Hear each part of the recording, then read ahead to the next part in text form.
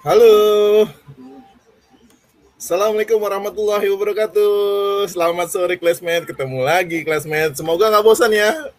Hari ini 2 kali berturut-turut diriku nge-host untuk di kelas bersama. Oke, semoga semua selalu sehat-sehat, masih tetap semangat. Jangan lupa yang belum asar, sholat asar dulu biar fokus belajarnya. Baik, saya Habib Prastio yang akan memandu acara kita pada hari ini di 60 menit ke depan ya. Sebelumnya, aku mau jelasin nih tentang kelas bersama nih. Dan selalu diingatkan, apa sih yang namanya kelas bersama ya? Jadi kelas bersama itu adalah inisiatif dari teman-teman Kemdikbud yang ingin membuat komunitas belajar. Sehingga sayang sekali ya kalau kita di Kemdikbud tidak menularkan spirit belajar sepanjang hayat. Nah itu ya. Baik, kelas bersama merupakan komunitas yang bergerak di bidang pendidikan dengan menjadi penyambung antara siapapun yang tergerak untuk bersedekah ilmu dan para pencari ilmu sepanjang hayat. Jadi kelas bersama merupakan salah satu komunitas yang berada di bawah naungan perpustakaan, Kementerian Pendidikan dan Kebudayaan. Baik, kelas bersama hadir untuk para penyedekah dan para pencari ilmu bertemu ya di ruang kelas untuk tatap muka, tapi pada saat pandemi ini mungkin tatap muka kita tidak lakukan ya, jadi ini dilakukan secara virtual untuk belajar bersama. Jadi kelas bersama sebenarnya ingin menjadikan perpustakaan itu sebagai ruang utama berkumpulnya para penyedekah dan para pencari ilmu dengan harapan di masa pandemi yang nanti akan berlalu, yang pasti berlalu gitu ya, bisa menjadikan perpustakaan terus tumbuh menjadi tempat mencari ilmu dan tidak hanya membaca koleksi yang ada, namun juga dengan memberikan ruang untuk kita semua bisa belajar bersama. Oke, sekarang kelas bersama tumbuh besar ya menjadi media kelas online untuk selalu konsisten memberikan pembelajaran atau penyedekah ilmu untuk memberikan kelas gratis buat sahabat-sahabat classmate di rumah. Hehehe. Baik, teman-teman sekalian, untuk classmate sekalian, untuk selain kita mendapatkan ilmu dari kelas bersama, kita juga bisa menyedekahkan sebagian harta kita di www.kitabisa.com/kelas bersama bisa. Jadi buat teman-teman yang terpapar COVID ya, jadi selain kita bisa belajar, kita juga mendapat pahala. Double. Baik, sekarang kita ngebahas yang namanya tentang pemanfaatan media Luspad untuk perkembangan anak usia dini. Pasti classmate yang dari guru pendidikan anak usia dini pasti sudah menunggu lama ya tentang bagaimana sih ini materi kita pada hari ini. Tentu udah gak asing lagi. Sekarang diriku mau bacakan narasumber yang juga sudah hadir. Beliau adalah Anissa Rida Hayati SPD. Dia lahir di Sleman 23 Februari tahunnya sekian-sekian ya. Tinggalnya di Palembang, Sumatera Selatan, Jalan Letkol Adrias, nomor 46, Sukajaya, Sukarami. Wah. S1-nya PAUD UNY ya, Universitas Negeri Yogyakarta, lulus 2018. Nah, lulus 2018 ya. Beliau juga pengalaman bekerja sebagai tentor bimbel Calistung TK di Bimbel Belajar EBIO Yogyakarta, kemudian juga guru PAUD di SPS Nurul Hidayah, pemandu outbound Gempita Motivation Center, dan sekarang dia jadi PNS, jadi staf analis pengembangan PAUD dan non-formal BP PAUD Dikmas Sumatera Selatan Kemdikbud Republik Indonesia sampai dengan sekarang. Yeay. Oke, kita panggilkan saja narasumber kita pada hari ini. Halo, Mbak Anissa. Waduh. Halo, Mbak Anissa. Halo.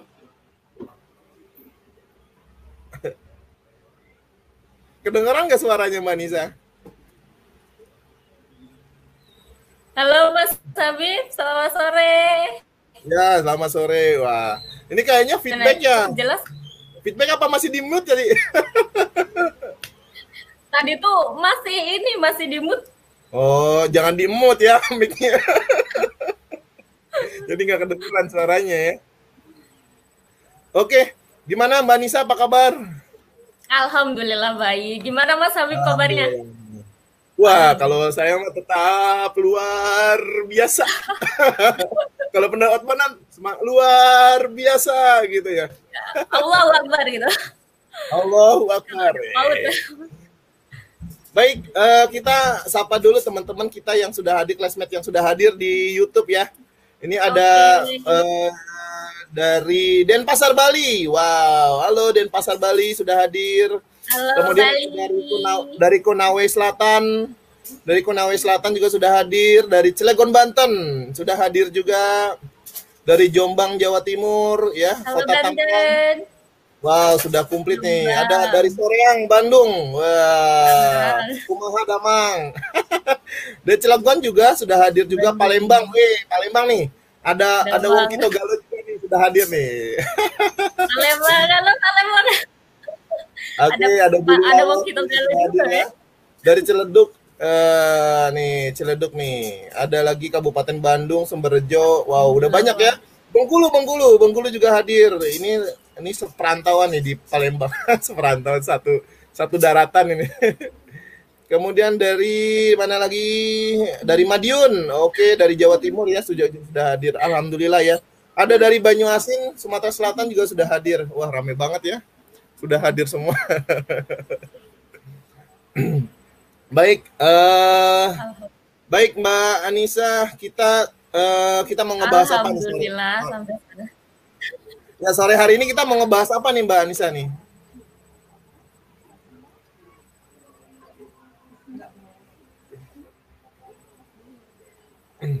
Halo Mbak Anissa? Apa ya kira-kira? Apa ya ini? Pasti pasti ada yang udah pernah denger nih pemanfaatan media Lospat untuk perkembangan anak usia dini. Nah, Lospat ini kan ini ya Mas Habib kayak Ya, pernah denger tapi masih bingung apa sih itu gitu kan.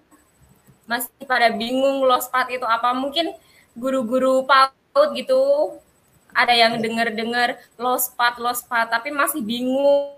Apalagi kan bahasa Inggris ya Lospat. Jadi ya di betul. sini nanti kita akan bahas bahwa Lospat tuh sebenarnya ada loh deket dengan kita. Sebenarnya banyak benda-benda di sekitar kita yang bisa dimanfaatin. Dan itu namanya Lospat gitu. Oke. Mungkin yang hadir di kelas bersama, classmate, mungkin ada yang sudah tahu Lospat itu apa mungkin? Sudah yang tahu? Silakan yang tahu mungkin bisa Angkat tangan. berkomentar. Angkat tangan. Angkat tangan. Lospat ya. Oke, baik Mbak Anissa, silakan mungkin ada yang mau Mas dipaparkan. Habib, kalau Mas Habib sendiri tahu nggak nih media Lospat itu apa? Oh, Pernah dengar Lospat. mungkin Mas Habib? Oh, pernah dengar Lospat ya. Lospat itu kayak semacam bagian-bagian yang hilang gitu. Bagian-bagian hilang. Mungkin barang bekas yang bisa dimanfaatkan gitu ya. Mungkin ya gitu. Ada yang tahu? Ya mungkin sudah ada yang Mas tahu. Habib nih kayaknya. Iya, aku tadi udah jawab. Silakan Mbak Nisa, mungkin ada yang mau dipaparkan.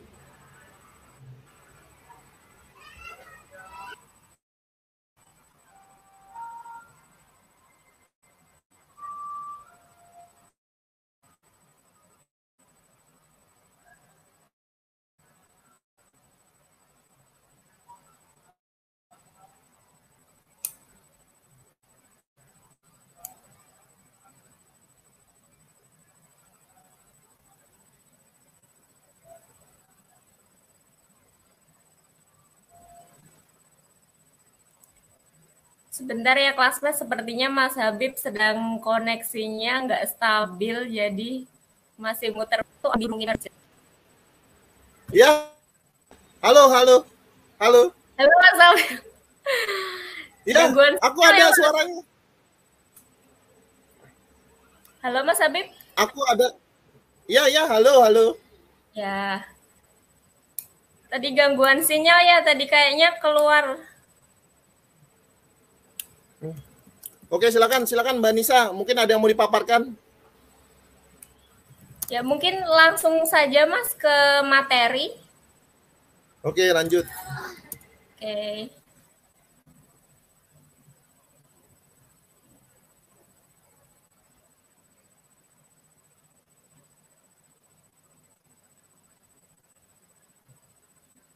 Baik, selamat sore classmate semuanya. Assalamualaikum warahmatullahi wabarakatuh. Kembali lagi bersama kelas bersama. Materi kali ini mengenai pemanfaatan media low spark untuk perkembangan anak usia dini. Tak kenal maka tak sayang, kita perkenalan dulu ya dengan saya. Nama saya Anissa Rida Hayati. Saya lahir di Sleman, Sleman itu Jogja. Dan kemudian saya sekarang tinggal di Palembang, Sumatera Selatan. Saya dulu S1-nya di UNY, Yogyakarta. Kemudian saya diterima bekerja di BP PAUD dan Dimas Sumatera Selatan sebagai staf analis pengembangan PAUD dan non-formal.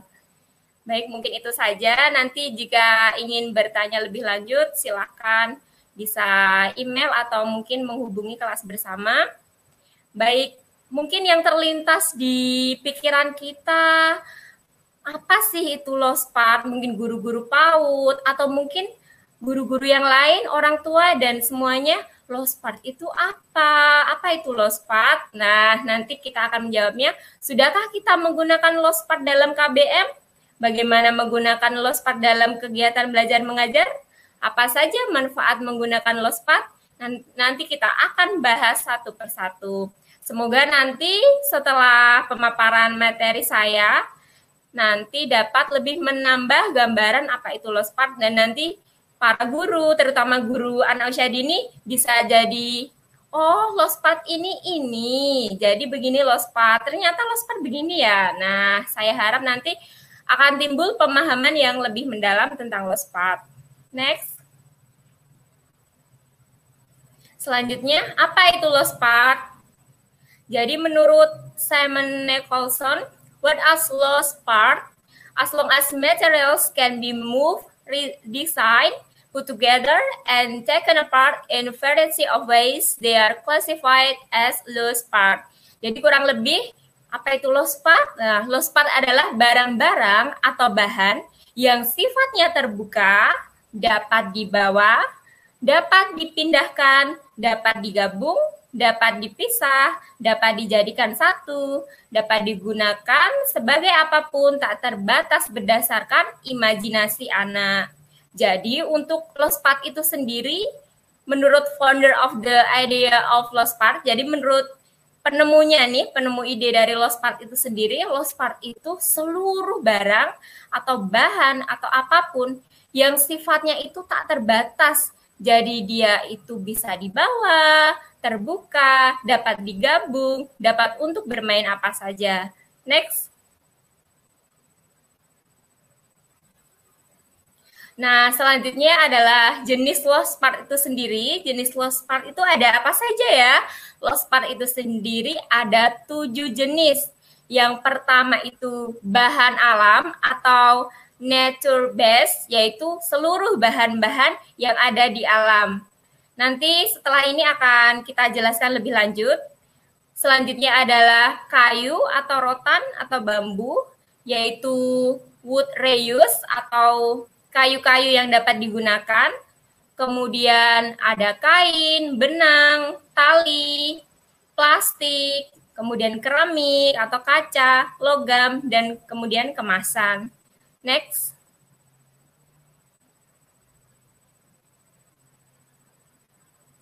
Nah, yang pertama nih, bahan-bahan alam atau nature based. Nah, kita pasti banyak di sekitar kita nih, ada batu-batuan, kerikil, kemudian bunga-bunga kering, daun, benih, pasir, ranting, pohon lumut, kerang, mungkin yang di dekat pantai. Kemudian ada bulu-bulu dari binatang, kemudian biji-bijian. Seperti dapat kita lihat pada gambar, terdapat gambar kerang, kemudian ada biji pinus, kemudian ada ranting, daun-daunan yang semuanya telah disediakan oleh alam. Jadi untuk low spark jenis bahan alam ini meliputi semua bahan yang terdapat di alam. Next. Kemudian yang kedua adalah bahan kayu atau rotan atau bambu atau wood reuse. Jadi segala kayu atau rotan atau bambu perkayuan seperti itu yang dapat kita manfaatkan kembali.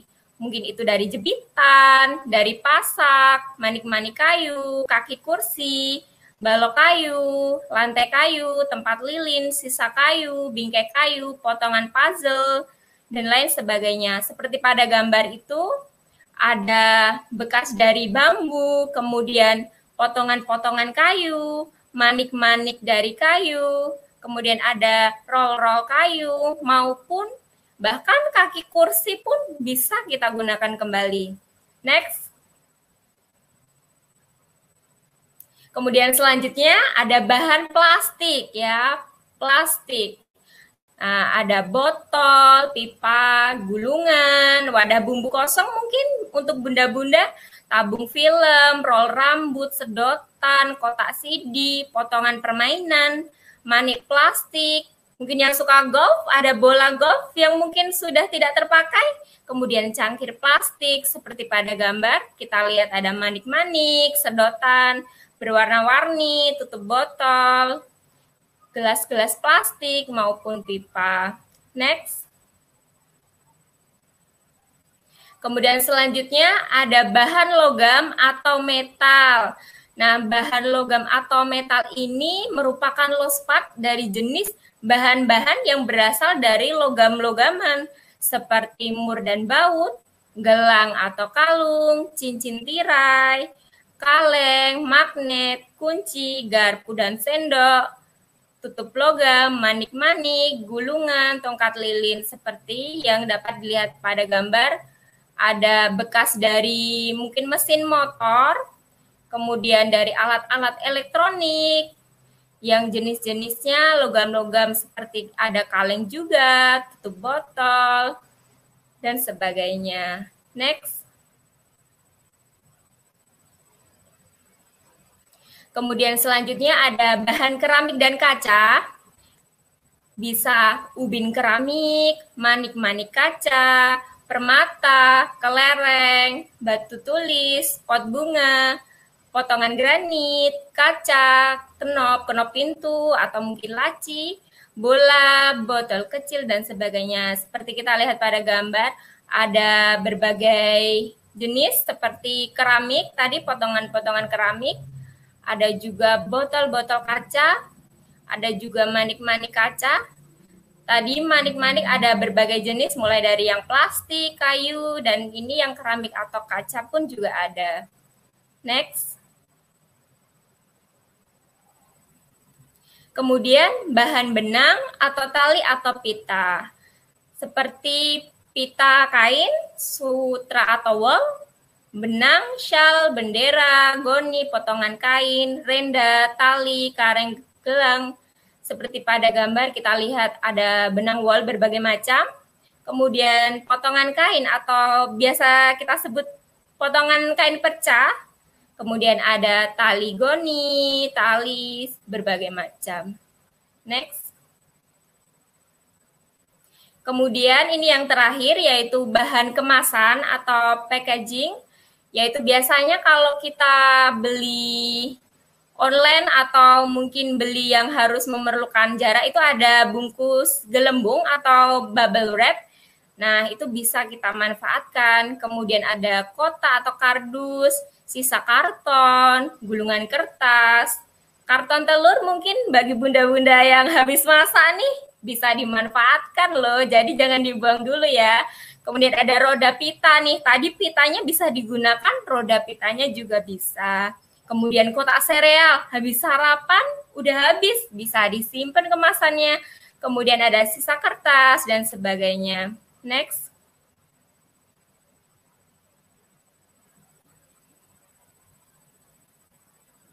Nah, tadi kan kita sudah mengetahui nih, lost part itu apa? Ternyata lost part itu segala barang, segala bahan yang bisa didapatkan di sekitar kita, bisa dipindah tangankan, bisa digabungkan, bisa dibuat permainan segala macam. Nah, ternyata lost part itu bisa loh kita jadikan media pembelajaran. Mungkin selama ini Bapak Ibu guru atau mungkin orang tua belum menyadarinya, banyak di sekitar kita kardus bertumpuk, atau mungkin tadi kertas-kertas, daun-daun, mungkin dibiarkan begitu saja. Nah, sekarang kita bisa loh mulai memanfaatkannya sebagai media pembelajaran. Nah, media pembelajaran kita dapat menggunakan bahan-bahan low spark itu sendiri. Langkah-langkahnya bagaimana?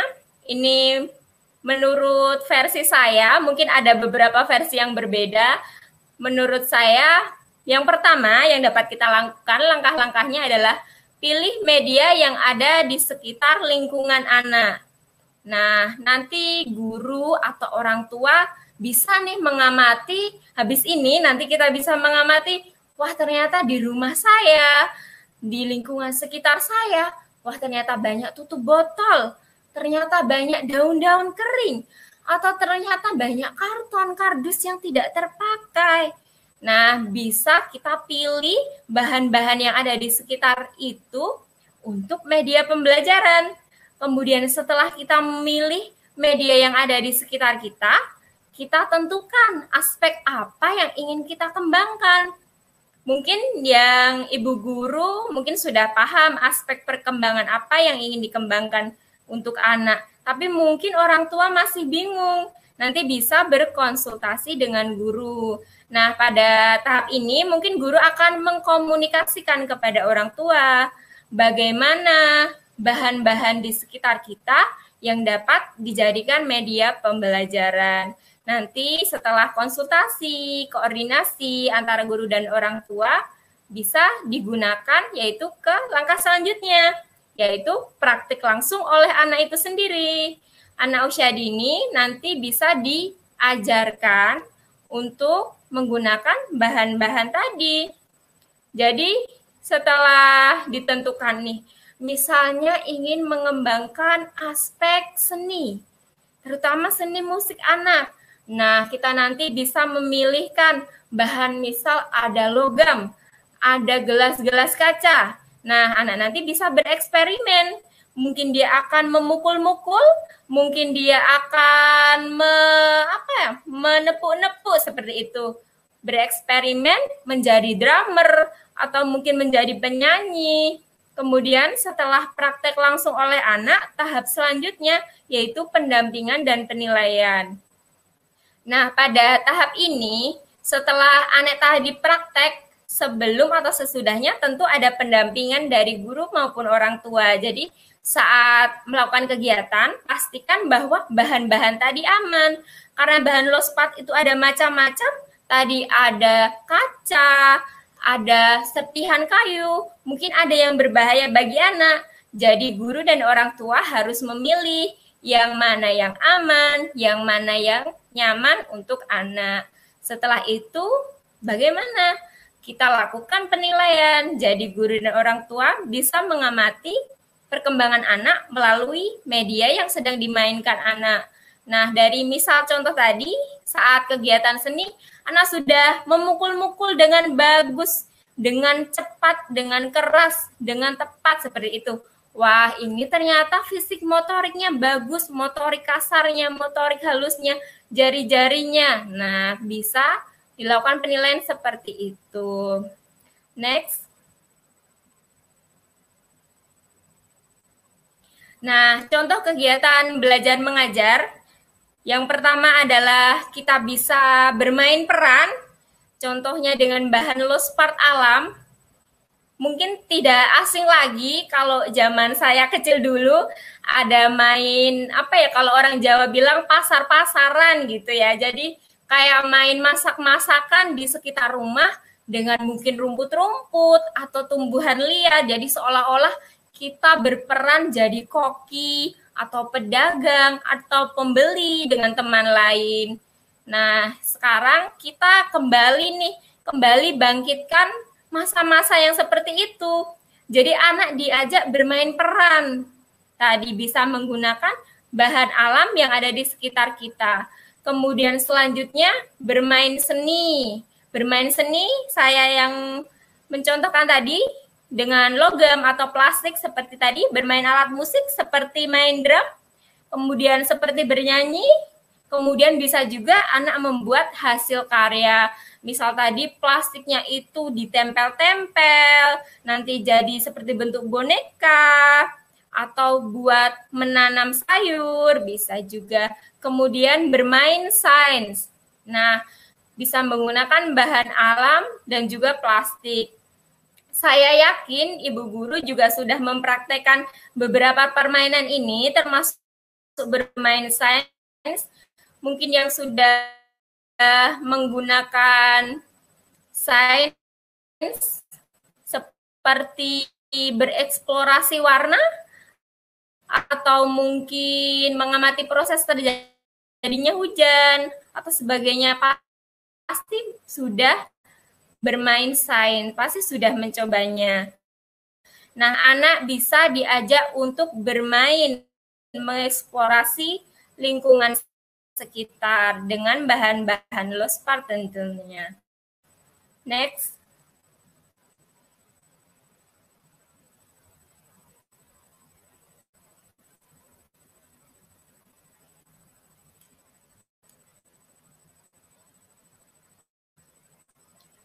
Selanjutnya,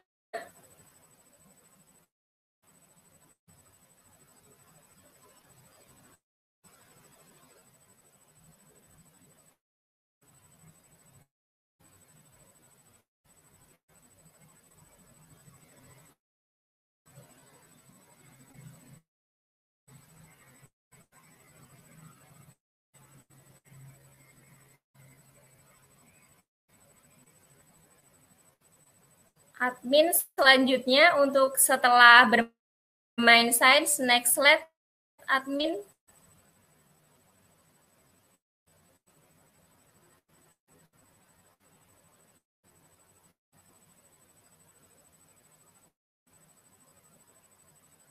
Baik, mungkin masih ada gangguan ya dari admin ini. Mungkin sedikit delay. Baik, saya jelaskan tadi untuk contoh KBM itu sendiri, ini hanya sebagai contoh, jadi tidak harus seperti yang saya contohkan. Jadi boleh bermain apa saja, mau bermain matematika, bermain seni, sains, bermain peran. Itu bisa tergantung dari guru atau orang tuanya. Apakah sudah bisa next slide, Amin?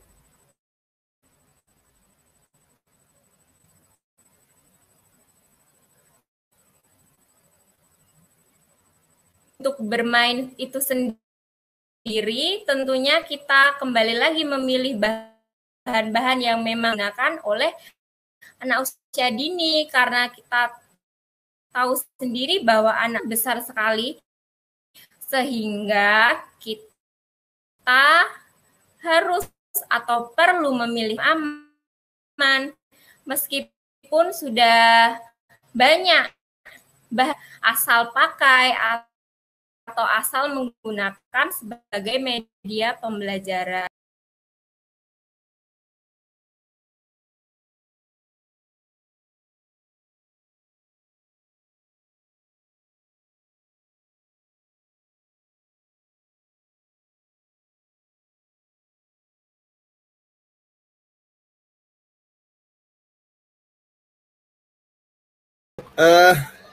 Tampaknya sinyal dari Mbak Anisanya kayaknya terputus ya. Mungkin harus dicari positioning apa namanya WiFi atau positioning dalam penggunaan jaringannya ya mungkin ya. Baik, sahabat classmate, kita akan lanjutkan ya. Memang dari beberapa yang sudah disampaikan dari narasumber kita, dari Mbak Anissa, mungkin ada teman-teman dari classmate yang ingin mencoba bukan bertanya ya, mungkin mengusulkan atau seperti apa ya, apakah memang Luspart ini sudah dimanfaatkan apa belum ya. Mungkin dari sahabat classmate sudah menggunakan belum ya dalam penggunaan Luspart ini di lembaga pendidikannya atau di PAUD-nya. Coba kita lihat.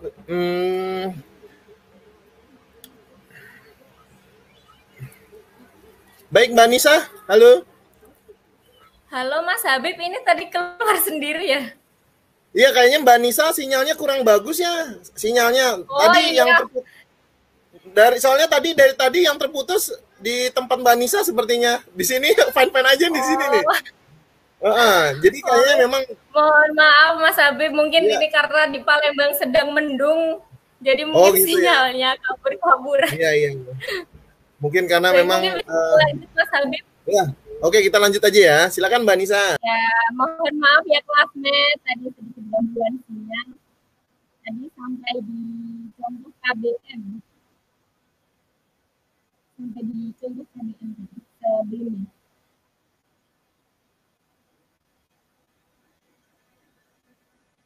Baik, untuk contoh kegiatan belajar mengajar sendiri dapat kita lihat pada gambar.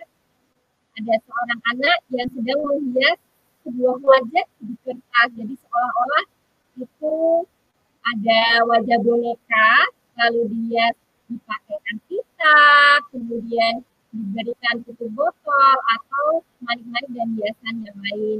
Kemudian ada juga gambar beberapa anak laki-laki yang sedang main dengan kayu-kayuan. Kemudian selanjutnya ada anak yang sedang main masak-masakan di luar. Sebenarnya ini tadi ada videonya, cuman berhubung karena ini disiarkan di YouTube, takutnya nanti melanggar hak cipta. Mungkin nanti Bapak Ibu bisa mencari sendiri di YouTube, bisa diketik Lost Part, nanti ada contoh-contohnya. Di akhir nanti juga saya sebutkan link-linknya. Mungkin next, Mas. Nah, setelah kita tahu tadi bahwa media lospat itu dapat digunakan untuk kegiatan belajar mengajar, kita akan membahas apa sih manfaat media lospat itu untuk berbagai perkembangan, aspek perkembangan terutama untuk anak usia dini.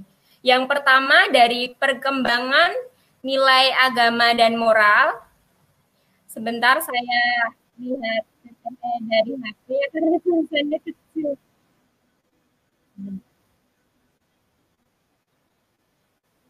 Jadi kita yang pertama dari perkembangan nilai agama dan moral atau 6. Yang pertama, melatih anak untuk bersyukur terhadap Tuhan yang menciptakan semesta. Kenapa bisa demikian? Karena tadi kita ada lospat dari bahan alam, kita bisa melatih anak untuk bersyukur. Karena bahan-bahan lospat tadi seperti daun-daunan, terang-terangan itu yang menciptakan adalah Tuhan atau Allah. Nah, kemudian mengenalkan nilai-nilai keagamaan. Kemudian membantu anak mengenali bahan yang diciptakan Tuhan dan manusia. Karena tadi bahan lospat ada yang berasal dari bahan alam, ada juga dari produk-produk buatan manusia yang mungkin tidak terpakai. Jadi anak dapat mengenali, oh ini bahan atau barang yang diciptakan oleh Tuhan. Kemudian oh ini yang diciptakan oleh manusia. Kemudian membantu anak bereksplorasi langsung dengan alam. Kemudian next,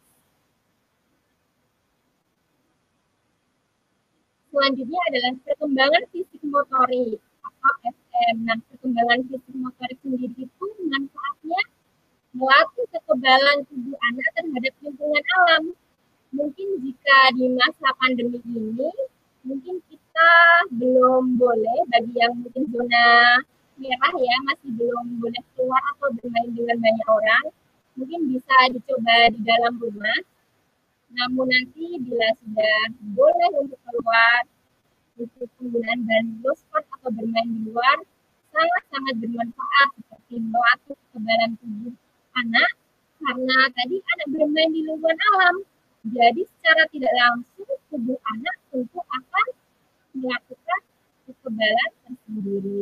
Kemudian yang kedua, menstimulasi atau merangsang gerak motor kasar maupun motor halus. Kemudian membantu anak mengenali tubuhnya dan lingkungan sekitar sebagai bentuk penyaluran energi dalam tubuh anak menjadi aktif dan sehat. Kenapa bisa demikian? Karena saat anak bermain dengan berbagai macam bahan lospat, baik di luar maupun di dalam, tentu akan ada banyak gerak, akan ada banyak aktivitas, sehingga energi dalam tubuh anak itu dapat tersalurkan, dapat termanfaatkan dalam aktivitas yang bermanfaat. Kemudian salah satunya juga sebagai sarana berolahraga. Next.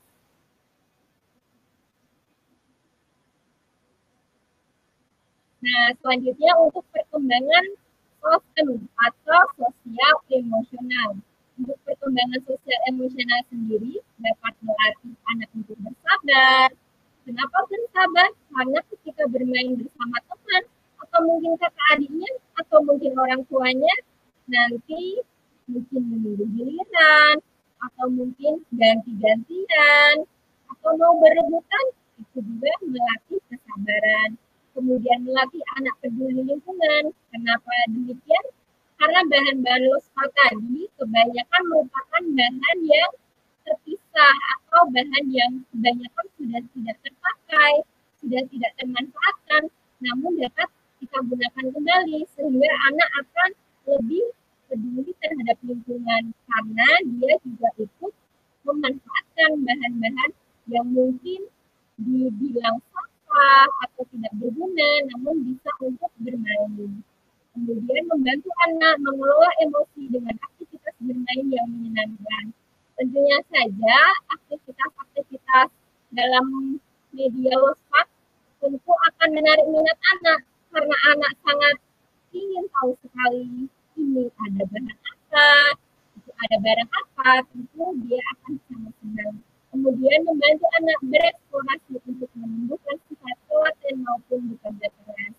Seperti tadi saat menghias wajah boneka, saat menempel-nempelkannya tentu anak akan berhati-hati, akan fokus, konsentrasi, sehingga akan tumbuh sifat telaten. Next.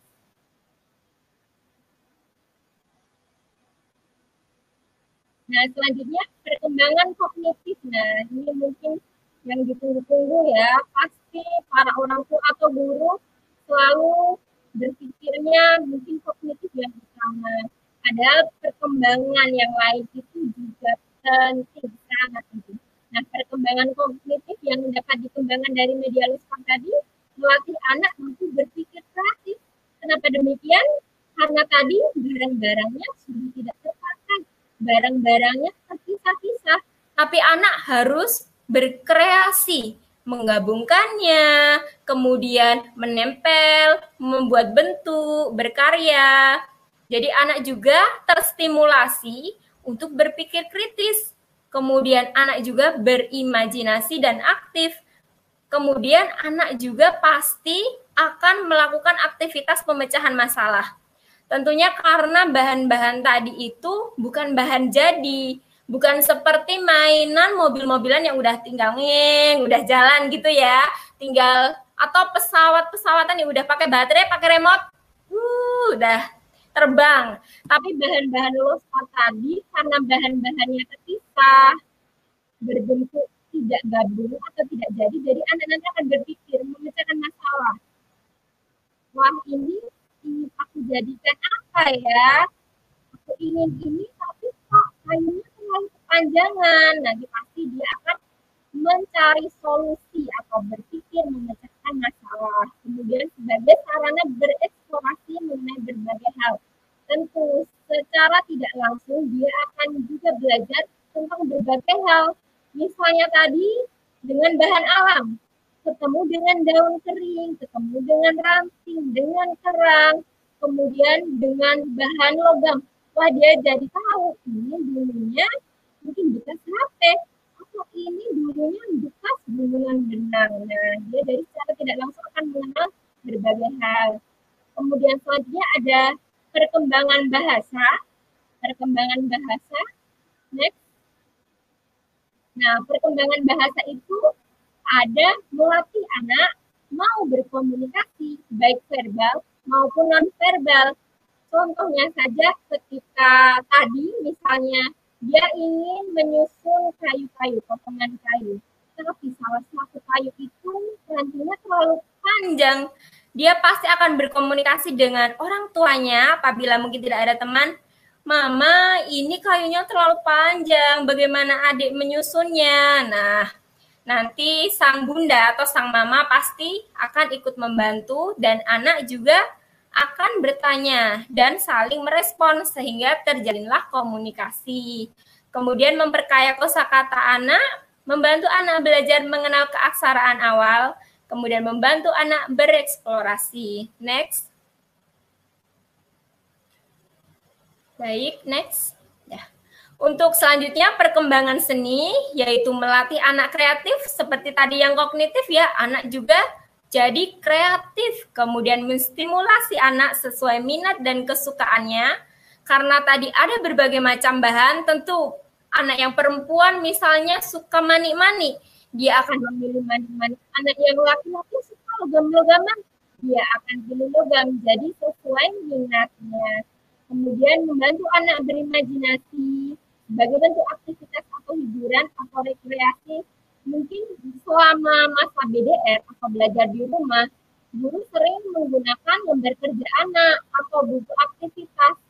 Mungkin itu bisa menjadi solusi, namun demikian bahwa anak usia dini itu memerlukan aktivitas, memerlukan kegiatan yang menuntutnya aktif dan menyenangkan. Jadi kami himbau bahwa LKA itu sebaiknya dikurangi, bahkan mungkin ditiadakan. Kalau bisa buku aktivitas, namun diimbangi juga dengan kegiatan lain. Jadi ada prakteknya. Mungkin guru-guru sudah juga menerapkan, ada yang memvideokan anak mungkin sedang menyanyi atau sedang membentuk sesuatu. Nah, itu bagus karena tidak melulu dengan kertas ya, karena anak akan jenuh, kemudian itu juga menekan anak karena anak tidak bebas untuk berkreasi. Kemudian next. Nah, tadi kan sudah berbagai macam manfaat dari aspek perkembangan.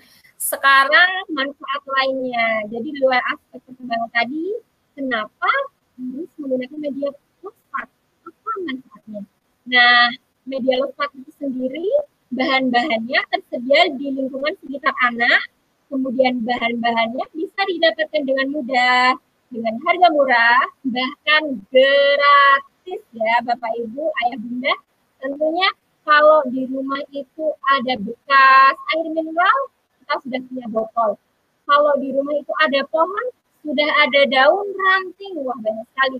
Kalau di rumah itu mungkin kita harus membeli sesuatu, atau ada paketan, sudah ada kardus, mungkin kertas, plastik, tadi bubble wrap, nah sudah banyak sekali.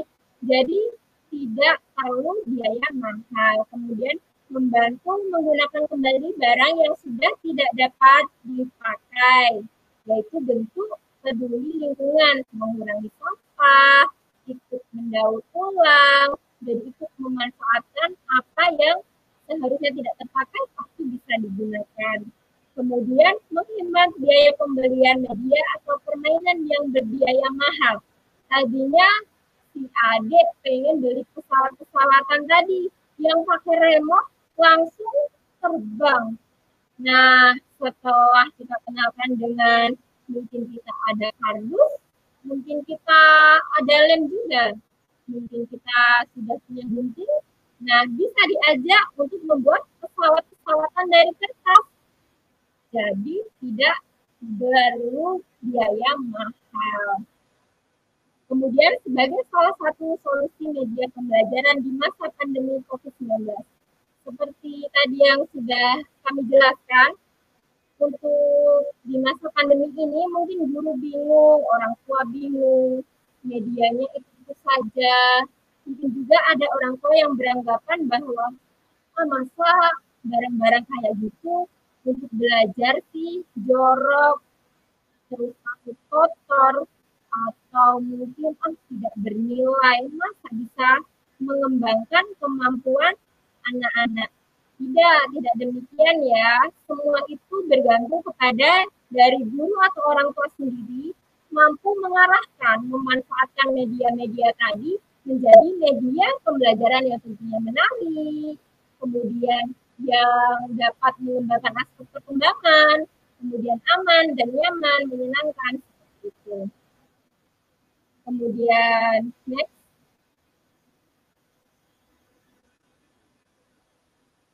Nah, ini kesimpulannya bahwa kita perlu menyadari kembali bahwa media pembelajaran tidak harus mahal dan canggih, ya, tidak harus mahal dan canggih. Segala hal yang ada di sekitar kita dapat dikelola, dieksplor bagi perkembangan anak usia dini dengan aktivitas yang mudah, murah, dan menyenangkan. Menggunakan bahan-bahan low cost sebagai media pembelajaran tentu menjadi salah satu dari sekian banyak hal yang dapat dilakukan pendidik maupun orang tua yang merasa kesulitan dengan situasi kondisi belajar dari rumah atau BDM selama masa pandemi COVID. Mungkin itu saja, kita lanjutkan sesi sharing atau tanya jawab. Nanti jika pengalaman di lapangan mungkin berbeda, silahkan mungkin Bu Guru yang lebih memahami, kita dapat sharing, nanti saling tukar pendapat.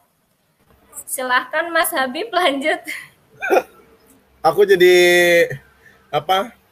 terhanyut nih.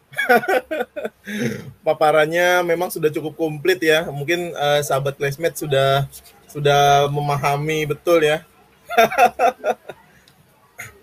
Baik, Mbak Anissa nih, saya ada beberapa ketika kita menggunakan Luspart sendiri ya Mbak Anissa ya. Apakah kita perlu memberikan karakteristik peserta didik dalam pemanfaatan Luspart? Kayaknya kan nggak semua bisa ya anak usia dini menggunakan Luspart gitu ya Mbak Anissa.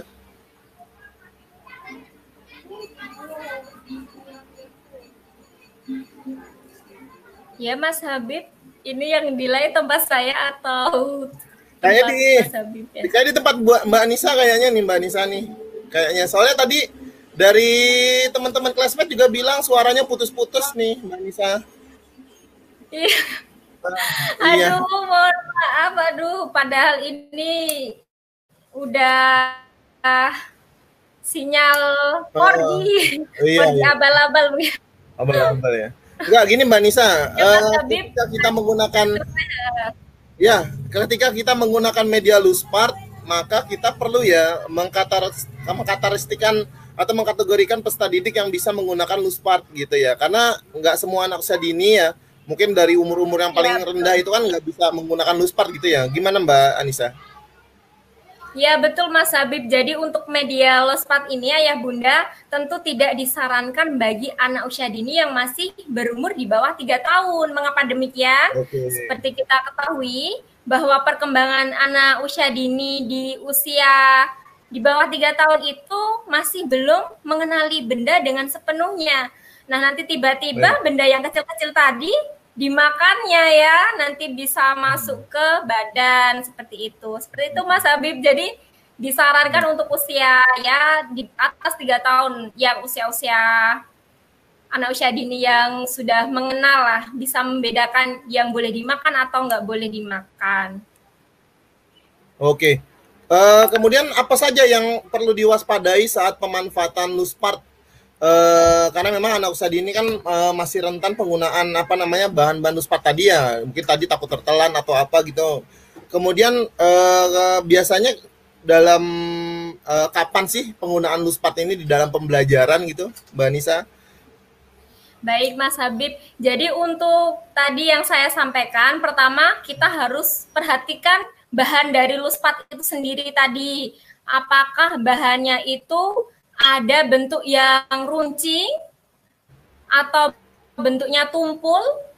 Nah, untuk yang bentuk runcing tidak disarankan tentunya.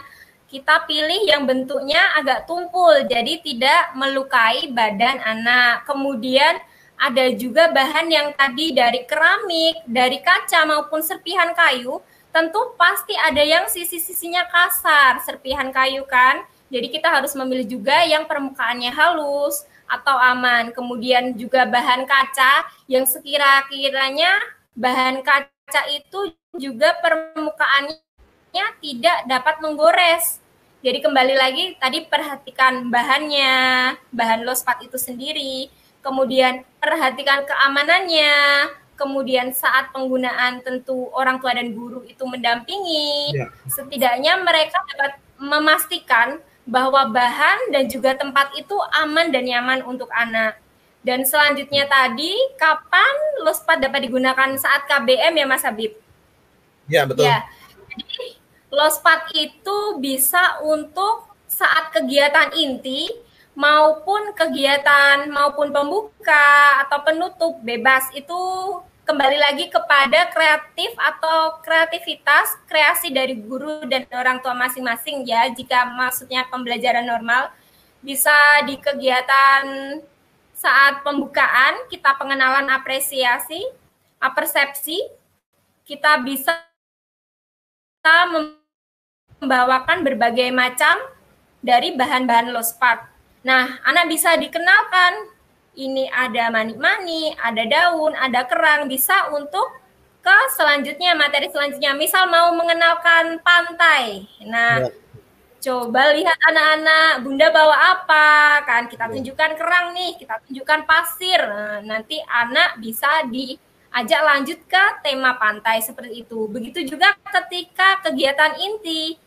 Saya rasa guru-guru mungkin sudah menggunakannya ya Mas Habib, cuma mungkin belum familiar dengan istilah low spot itu sendiri. Jadi saya hanya ingin mengingatkan kembali bahwa ayo kita gunakan bahan-bahan yang di sekitar. Jadi tidak melulu LKA atau lembar kerja anak, seperti itu Mas Habib. Ya. Kalau bahan-bahan sendiri ini berarti masuknya kalau kita kan di PAUD ini kan berbasis sentra ya. Sentranya bisa masuk di mana aja berarti ya? Nggak hanya di sentra bahan alam ya? Bisa, sangat bisa Mas Habib. Ada berbagai sentra, mulai dari sentra baca tulis, sentra bermain peran, sentra tari bahan alam, sangat-sangat bisa. Jadi kita masukkan ke berbagai sentra itu, tentu anak akan senang karena ketika berada di sentra ini, wah ada bahan ini, ketika di sentra itu ada bahan lain. Jadi anak tentu akan terpancing untuk bereksplorasi, untuk mencoba lagi dan lagi seperti itu. Karena anak usia dini kan rasa penasarannya tinggi. Seperti itu Mas Habib.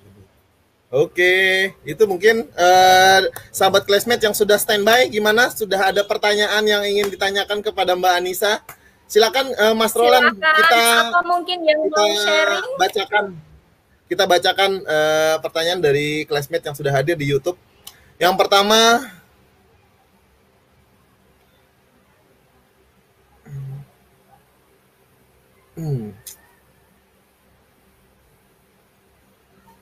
halo Mas Roland, bisa ditampilkan? Oke. Dari Azada 01, Mbak Anissa, loose part banyak ditemukan lingkungan sekitar, menjadi kendala. Yang menjadi kendala mungkin ya, ide kreativitasnya menjadi bahan yang ada untuk dijadikan bahan ajar yang menarik dan aman bagi anak. Nah, gimana Mbak Anissa? Ya, betul sekali. Ini mungkin Bunda ya, Bunda Azada ya mungkin. Ya. Nah, betul sekali Bunda. Kita tahu banyak berbagai hal, benda-benda atau bahan di sekitar kita.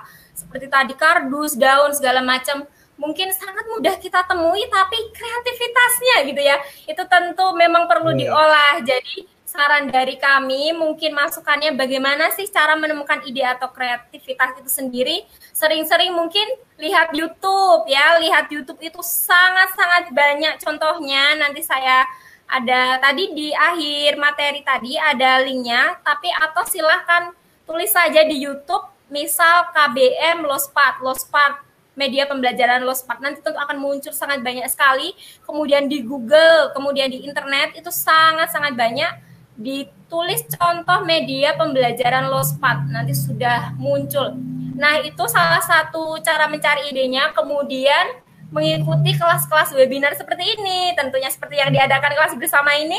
Nah, itu juga dapat menambah pengetahuan, karena sering kita temui juga webinar atau kelas-kelas lain atau BIMTEK, bimbingan teknis begitu, yang membahas lebih lanjut tentang tema low spot ini. Biasanya juga disandingkan dengan STEAM, jadi STEAM dan low spot, jadi lebih mendalam lagi. Mungkin itu bisa untuk guru-guru. Selanjutnya bisa juga sharing antar guru. mungkin guru yang tadi udah ada nih yang ikut BIMTEK atau udah yang pinter nih baca buku gitu kan, bu gurunya bisa saling sharing. Jadi bu guru jangan pelit ya. Jadi kalau ada ilmu bisa di-sharing atau dibagikan kepada yang lain agar yang lain itu juga muncul ide-idenya. Kemudian selain itu juga banyak-banyak membaca. Nah, saya juga tadi pemaparan materi dari saya itu tadi ada e-book yang bisa di-download free. Sekali lagi gunakan masa kini itu sangat mudah ya Mas Habib. Sumber-sumbernya sudah bisa dari internet. Jadi silahkan browsing, silahkan searching bagi yang tak terkendala sinyal ataupun masih ada kuota, mungkin ada wifi juga, mungkin yang punya wifi. Nah, silakan searching saja. Itu pokoknya sangat-sangat banyak sumber belajar untuk kita yang tak terbatas, bisa berselancar di dunia internet. Nah, itu Mas Habib. Oke, gitu ya Bunda Azada ya. Memang yang dibutuhkan itu adalah bagaimana mengeksplorasi ide kreativitas dari guru itu sendiri gitu ya. Bagaimana memanfaatkan Luspat itu sendiri. Baik, selanjutnya pertanyaan dari Harsa. Mas Harsa. Wah, ini pasti kenal nih. Halo Nisa, keren. Lanjutkan. Weh. Saya kira pemanfaatan media ini kreatif sekali buat para ibu dan anak. Hanya saja perlu kita memperhatikan jenis-jenis bahan kimia yang berbahaya tanpa kita sadari.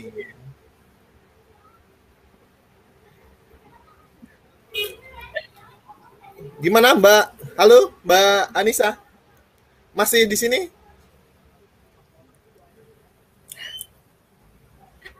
Betul. Halo, gimana Mbak Anissa? Ya, Mas Habib. Ya, Mas Habib. Ya, sudah. Ya. Ya, betul sekali Mas Harsya tadi itu teman saya. Itu ya Mas Harsya ya? sekali. Betul sekali, saya setuju bahwa kembali lagi kita harus kembali untuk mengidentifikasi atau mencermati bahan-bahan dari setiap media Luspat itu sendiri. Tentunya nggak mungkin dong, mungkin botol bekas, mohon maaf obat semprot nyamuk gitu ya, kita gunakan. Wah, nanti anaknya mungkin bisa jadi ikut ini ya, jadi pusing. Jadi harus dilihat lagi, misal botol bekas obat, botol bekas apa sabun yang kira-kira bahan kimianya nanti dapat mencemari lingkungan atau kira-kira dapat buat anak alergi seperti itu. Mungkin bunda-bunda atau ayah yang anaknya ada alergi, riwayat alergi atau sakit bisa mencermati ya lebih karena mungkin ada yang kulitnya sensitif seperti itu. Teman Habib.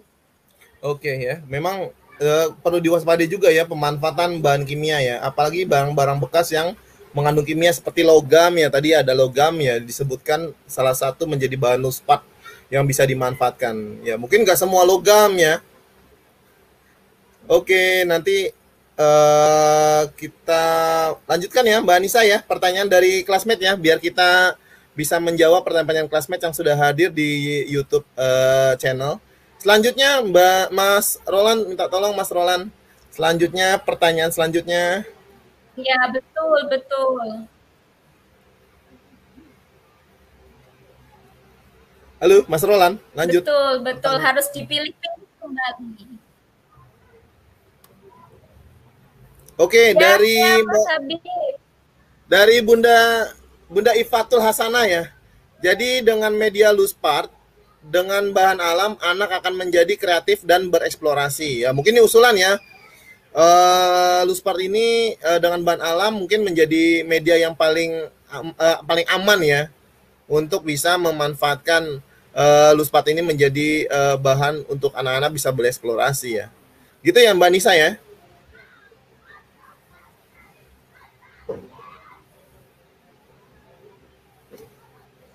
Halo Mbak Anissa. Mungkin delay ya Mbak Anissa ya. Agak delay ya di tempat saya ya. atau jangan mungkin Mbak Anissa buka dua ya, YouTube sama StreamYard-nya di itu ya. Halo. Baik, mungkin agak delay ya. Jadi sahabat classmate saat Seperti penggunaan yang saya jelaskan tadi, yang saya sampaikan tadi, Lospat dari bahan alam memang paling banyak sumbernya. Iya, ini kayaknya Mas. ya di sini aman-aman aja di sini. Di sini aman, di sini aman. Enggak, Mas, ini enggak buka YouTube. Oh iya, makanya mungkin agak delay di sana ya, penerimaannya agak delay. Memang sinyalnya. Iya, agak delay di sana ya.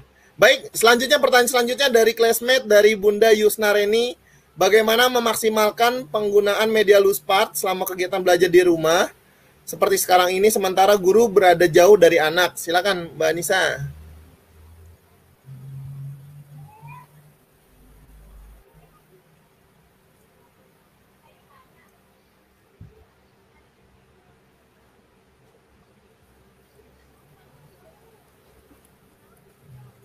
Silakan Mbak Anissa.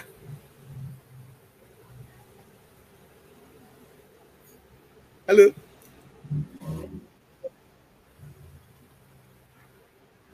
Halo, Mbak Anissa masih bersama kita? Halo, Mbak Anissa. Putus lagi ya. Mungkin begini ya, mungkin ya, dalam penggunaan Luspart sendiri dalam masa PJJ ini kita mungkin bisa dari gurunya sendiri membuat semacam tutorial ya. Kalau saya sih, kalau menurut saya ya, jadi dibikin tutorial dalam bentuk video, kemudian video itu di-share gitu, di-share ke mungkin bisa grup Bahan WA alam grup atau dengan bahan-bahan sekitar, bermain bersama teman. Namun kita juga bisa, ya Mas Habib, ya lanjut.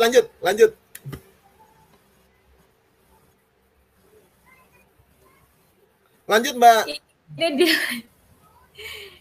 ini delay. Silakan lanjut Mbak Nisa. Masih Mas, ini delay. Oh, agak delay. Lanjut aja, lanjut.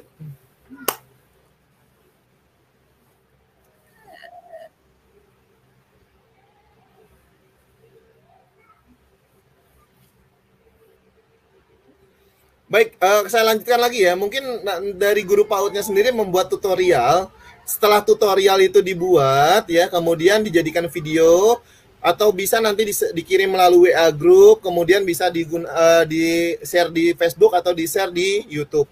Kemudian nanti pada saat penggunaan atau pemanfaatan silakan orang tua dan anak bisa bersama-sama mengikuti gitu ya hasil tutorial yang dibuat oleh guru-guru PAUD gitu. Kemudian bisa divideokan atau mungkin bisa difoto sebagai dokumentasi sehingga pelaksanaan penggunaan Luspart di media di rumah itu bisa berjalan atas berkat bantuan orang. Jadi ada keterlibatan antara orang tua dan anak dalam membuat sebuah macam Luspart. Atau mungkin orang tuanya yang memang basicnya sebagai guru ya, terutama guru PAUD. Pemanfaatan Luspart sendiri ini menjadi bahan-bahan yang biasa digunakan keseharian di lembaga pendidikan PAUD gitu ya. Mungkin itu ya, kita sambil menunggu dari Mbak Anissa yang memang katanya mendung posisinya di sana, jadi sinyalnya agak putus-putus ya gitu ya. Baik, selanjutnya kami juga dari sahabat classmate juga sudah banyak yang sudah memberikan masukan-masukan ya. Salah satunya misalnya di lembaga saya dari Mbak Fiska Arianti ya. Di lembaga saya sudah banyak menggunakan, di lembaga saya juga sudah menggunakan dari tahun 2018 dan memang sangat bermanfaat buat mengembangkan semua aspek perkembangan anak ya, dari Mbak Fiska Arianti. Betul Mbak, setuju Bunda Fiska, memang lembaga PAUD menjadi lembaga yang paling kreatif menurut saya ya, selain lembaga iklan gitu ya. Jadi waktu kerja di iklan itu ternyata lebih kreatif di lembaga pendidikan PAUD ya. Baik, selanjutnya juga dari Syafaatun Hidayah ya. Dari Syafaatun Hidayah juga bilang kalau di lembaga kami sudah menggunakan Luspart. dari Muhibah Rohma juga sudah bilang gitu, di lembaga kami juga sudah menggunakan terutama dari bahan alam karena anak-anak menjadi lebih senang ya. Oke, kemudian dari Mbak mana lagi? Iya, Mbak Ade Carmila, sorry ya, ini emang suaranya putus-putus. Terkendala. Memang kalau dalam kondisi live seperti ini, memang segala rintangan, tantangan, hambatan itu nggak bisa ditahan-tahan lagi gitu ya. Jadi memang ini menjadi risiko ketika kita melakukan siaran ini melalui live. Tapi nggak apa-apa, masih ada diriku yang menemani. Dan Mas Roland ya, Mas Roland di operator di belakang layar yang selalu setia memutar-mutar tulisan-tulisan yang ada di layar. Baik, selanjutnya dari Bu VB Madalena Sultan. Oke, TK Happy Holy Kid hadir. Terus dipantau terus ya kelas bersama. Baik, dari Mbak Rukmini Ngurawan, materinya menarik, suaranya putus-putus ya, enggak apa-apa. Kita mungkin masih menunggu Mbak Anissa untuk bisa gabung lagi ya. Baik, Mbak Wiwit Wijayanti, link gabung WA-nya kok nggak bisa gitu ya. Mungkin kita menjelaskan lagi ya, ketika ingin mengikuti kelas bersama sahabat classmate di awal sahabat kelas. Oh, ternyata nggak bisa ya. Baik, sahabat classmate, ternyata mungkin itu aja pertemuan kita pada hari ini ya. Kita juga terima kasih buat sahabat-sahabat classmate yang sudah hadir. Tetap selalu semangat, kreatif itu selalu dikembangkan, baca buku, nonton YouTube, dan selalu explore terkait pembelajaran yang ada di kelas bersama juga bisa membantu meningkatkan kreativitas para guru-guru, terutama guru-guru PAUD yang setia mengikuti kelas bersama. Baik, sampai ketemu lagi di kelas bersama berikutnya. Jangan lupa subscribe, comment, like, and share, dan juga klik loncengnya di YouTube sebagai pengingat video diskusi update dari kelas bersama. Jadi kalau ada update-update baru, langsung kita diklik untuk nonton, oke ya. Dan jangan lupa klik like, tanda jempol di setiap tayangan kita untuk bantu kita biar kita selalu banyak penonton, reviewer, dan subscriber ya. Jadi baik, sampai ketemu lagi. Saya Habib Prasetyo, mohon undur diri. Wassalamualaikum warahmatullahi wabarakatuh. Terima kasih.